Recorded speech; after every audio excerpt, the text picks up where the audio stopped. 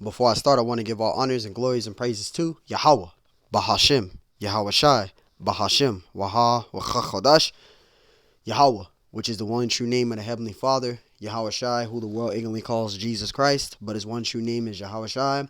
Double honors to the elders and apostles of Great Millstone, who will well teach well, because those are the men who I learned this truth from through the spirit and power of Yahweh Bashim Yahweh Shai. Peace, blessings, salutations to the hopeful elect. And shalom to you, sincere brothers scattered abroad, pushing forth this word in truth and sincerity.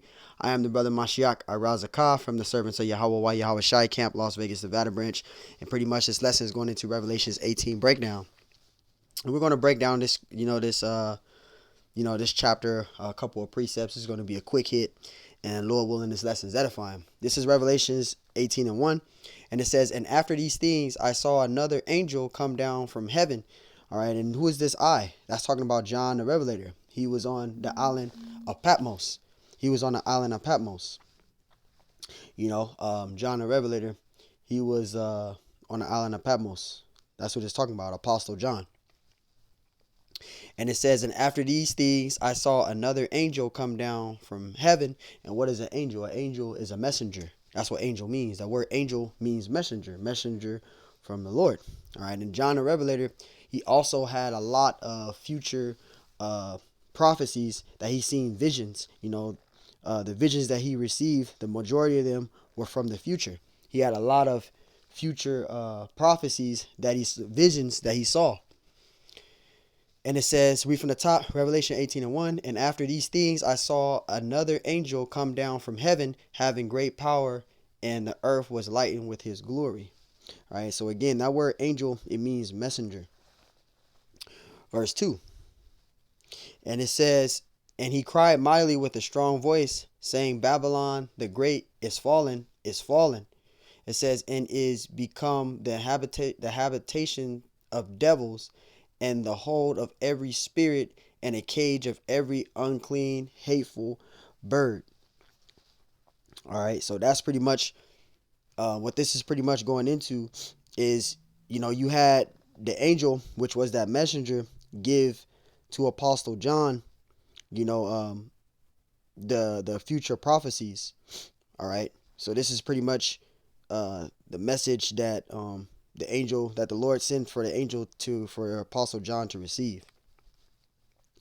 And this also going into talking about Babylon the Great, which is talking about America. And at the time it was written, ancient Babylon was already destroyed.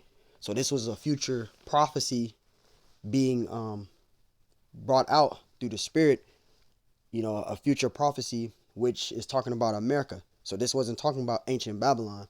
It was talking about Babylon, which is America, which is modern day Babylon today. So that's what this is pretty much going into. So Babylon the Great is talking about America. And the Lord is going to establish his judgment on the earth. When you go to Isaiah 34:8, all right, the Lord is going to cast his vengeance on this place called America for what America did to his people, the Israelites. All right, and a precept for that again would be Isaiah 34:8, and also Zechariah 2:8 too, where it goes into the Lord, of hosts, the Lord establishing his judgment, because vengeance is due on this place.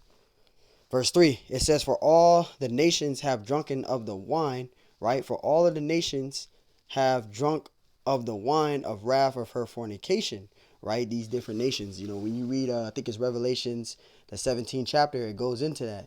All of the nations have drunken of the wine of Babylon the Great, which is America, which is those philosophies and politics and the false religions.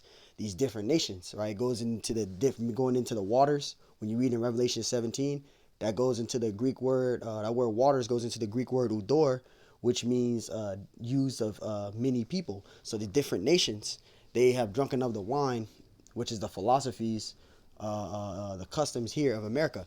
Verse 3, it says, "For all nations have drunken of the wine of the wrath of her fornication," right?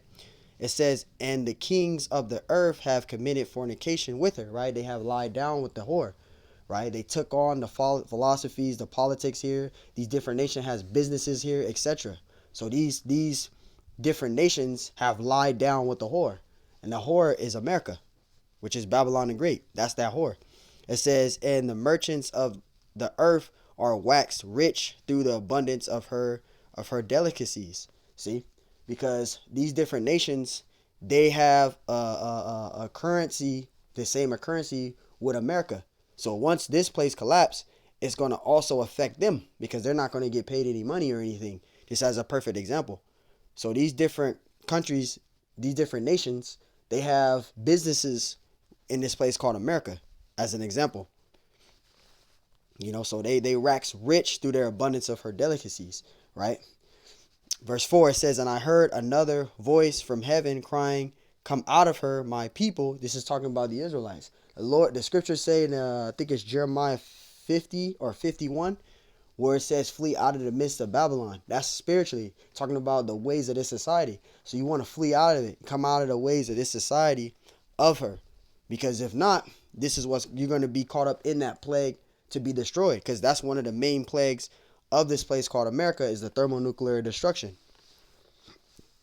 It says, verse 4, and I heard another voice from heaven saying, come out of her, my people. It says that ye be not partakers of her sins, see, and that ye receive none of her plagues. Because one of the main plagues of this whore, which is America, which is Babylon the Great, is destruction, the thermonuclear destruction. That's the main plague that the Lord is going to cast on this place. You don't want to be in that. That's why it says, that's why the scriptures say, a heart come out of her. It's giving you the warning to.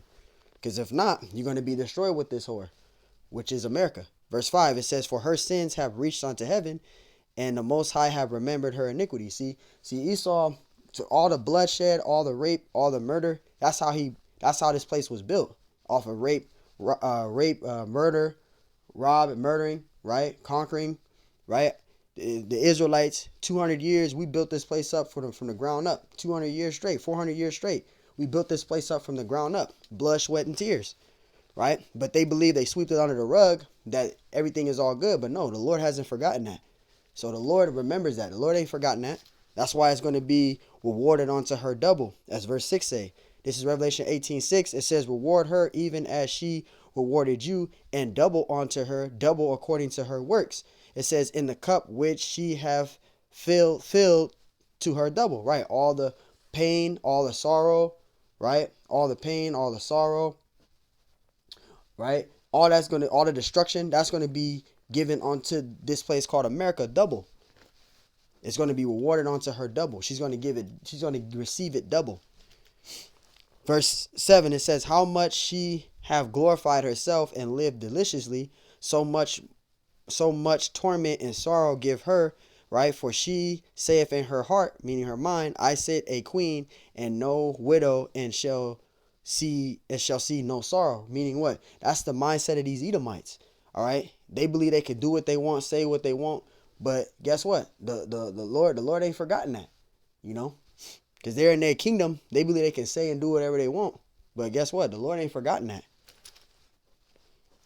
Verse 8, it says, therefore shall her plagues come in one day, death and mourning and famine, and she shall be utterly burnt with fire, for strong is the Lord power who judgeth her. Right, it's only going to take one day for this place to be destroyed.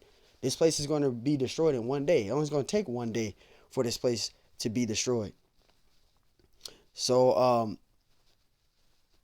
I went there with that. Lord, one this lesson is edifying. I want to give all honors and glories and praises to Yahweh, Bahashim Yahushai, Bahashim Yahweh Kakodash. Giving double honors to the elders and apostles, a great millstone, who will well teach well, because those are the men who I learned this truth from through the spirit and power of Yahweh Bashimashai. Peace, blessings, salutations to the hopeful elect, and shalom to you, sincere brothers scattered abroad, pushing forth this word in truth and sincerity. I am the brother Mashiach Arazakah from the servants of Yahweh Yahweh Shai Camp, Las Vegas, Nevada branch. And Lord willing, this lesson was edifying. Till next time I say, shalom.